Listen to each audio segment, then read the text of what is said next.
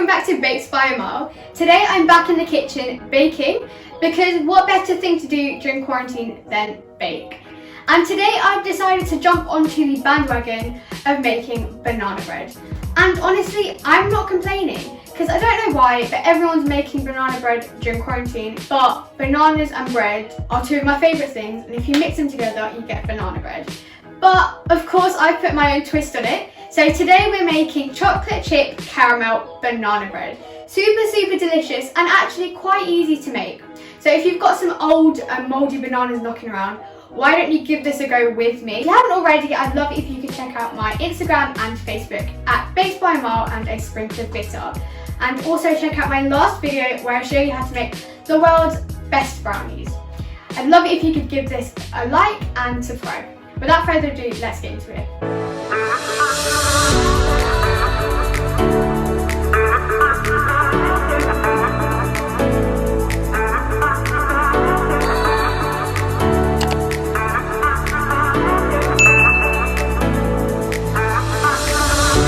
For my banana bread, you will need 95 grams of dark brown sugar, 35 grams of light brown sugar, and 35 grams of caster sugar, 150 grams of unsalted and softened butter, 190 grams of plain flour, 2 free-range large eggs, 150 grams of chocolate chips or any kind of chocolate, and also 50 grams of any kind of chocolate for decoration, 1 teaspoon of baking powder, 1 teaspoon of cinnamon, and half a teaspoon of nutmeg, as well as half a teaspoon of salt.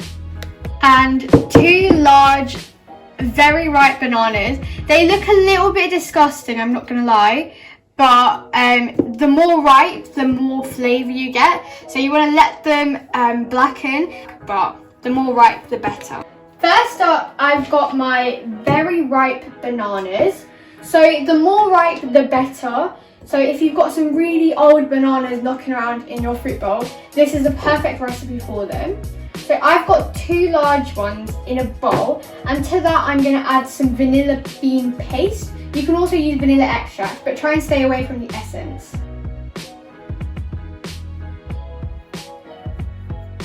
Next, I'm going to mash my bananas up. So you can use a fork, but I'm going to go with a what are these called? Potato masher. Okay.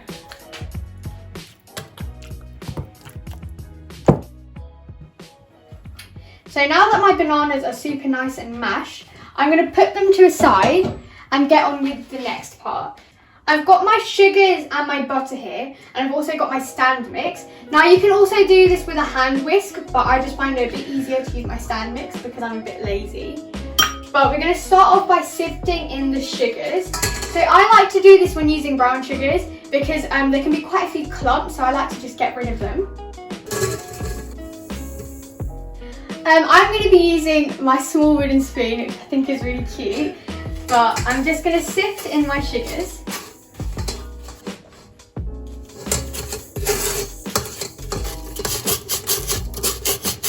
Now that I've sifted my sugar in, I'm going to add in my unsalted butter. So this has been softening out of the fridge for about half an hour, but you can also pop this into the microwave for about 10 seconds to soften it.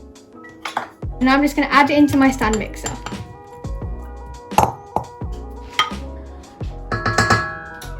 And now I'm going to attach my paddle attachment, and I'm going to beat this on a medium speed for about 1 to 2 minutes. So you want this to be quite pale and fluffy.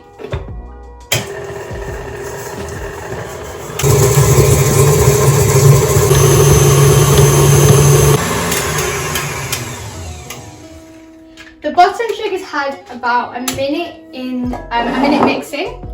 So now I'm just going to scrape down the sides of the bowl and add in my eggs. So I've got 2 large free-range eggs. I'm going to crack them into a bowl. And I'm going to add it in.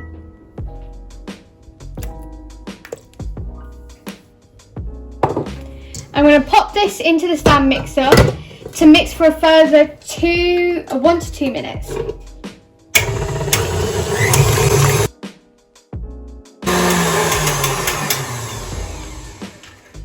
I finished mixing the eggs, and at this stage your mixture might look a bit curdled, but it's meant to look like this. And when you add the flour in, then it should come back to normal. And now I'm going to add in my banana mixture. I'm going to pop this onto the stand mixer and mix it for another 2 minutes.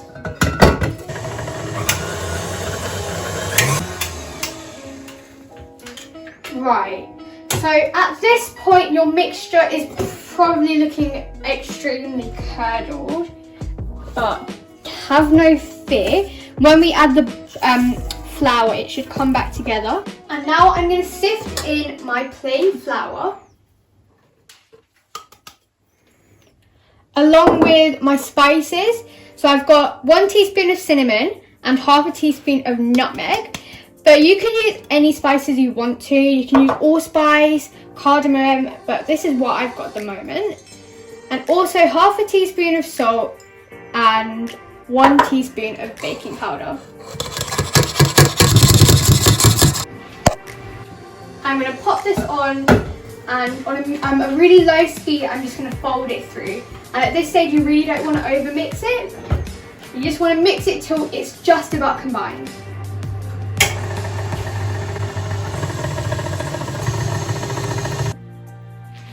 I've finished mixing it on the stand mixer, and I'm just clearing the whisk down, and I'm going to stir it by hand just because I really don't want to over mix this. So I'm just going to fold through and scrape the sides down.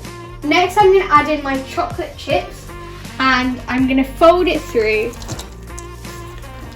really gently. And I've got a mix of dark chocolate and milk chocolate, but you can use whatever you want. So you can add anything you want to this mix. You can add walnuts, coconut, chocolate, or you can keep it plain if you want. But I would say add no more than 150 grams because you don't want to over weigh the mixture. Now I'm going to line my baking tin. So I've got a 9-inch loaf tin, but you can also use a cake tin if you don't have a loaf tin. And I'm just going to grease this with a bit of butter and then line it with some parchment paper. Right, so now that I've finished doing that, I'm going to take my parchment paper. So I've cut this piece of parchment paper to fit exactly the bottom part of it. I'm going to press it down like this. And I've cut my piece of parchment, so I've got these little flaps laying out, so I can easily pick it up like that, and you won't get any sticky fingers from the banana bread, and you can lift it up super easily. So now that I've lined my pan, I'm going to take my mixture and just pop it in.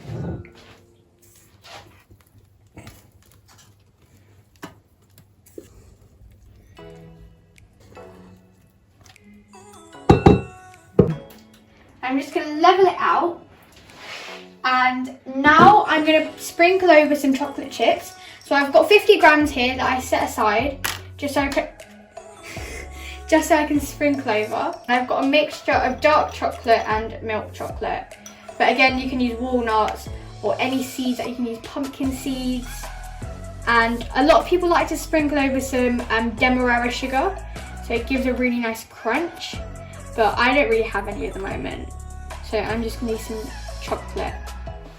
Right, so now that I've finished sprinkling on top, I'm going to pop this into an oven that's been preheated at 170 degrees Celsius, and it's going to go in there for about 50 to 55 minutes.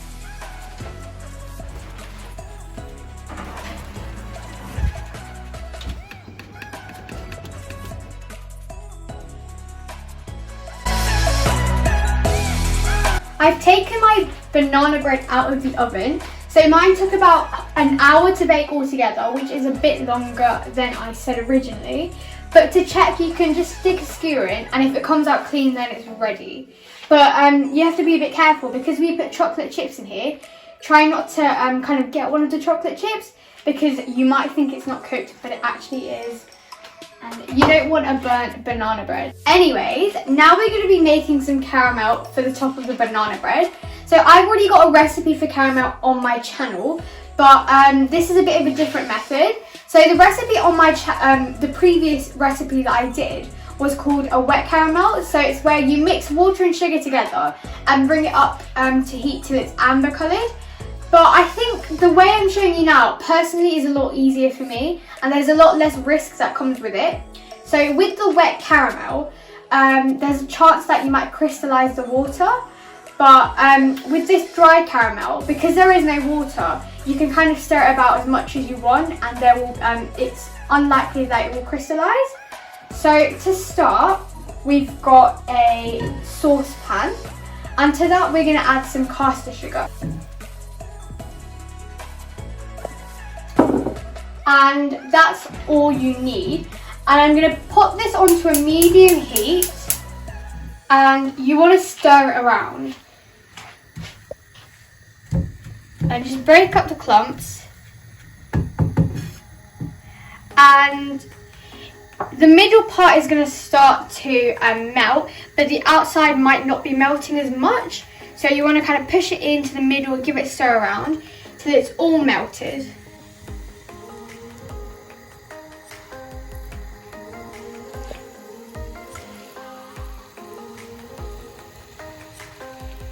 So as you can see, the caramel's reached a nice amber colour. And next up, we're going to add the butter. So I've got 45 grams of butter, and this was 100 grams of caster sugar. And all the measurements will be linked in the description box below. And once you've added the butter, you want to add the double cream, stirring continuously. So I finished making the caramel, and I'm just going to transfer this to a bowl so it cools down a bit quicker. Right, so I'm back, and I finished making the caramel and it's cooled down, and so is my banana bread. So now time for the big reveal. We can take it out. It should come out quite easily. Yeah, there we go. And that's my banana bread. Finished. Oh my god, I wish you could smell this right now. It actually smells incredible. Oh my god. Okay, right. So that was my banana bread recipe. I hope you enjoyed. So as you can see, this is the finished product. It's super tasty, and honestly I don't normally like the things I bake, but I kid you not, this was delicious. One of the best banana bread recipes. So I'd 100% recommend giving this a go. And with the chocolate chips and caramel, I think it's delicious. I'd love it if you could give this video a thumbs up if you enjoyed it, and also comment down below, and also hit that subscribe button.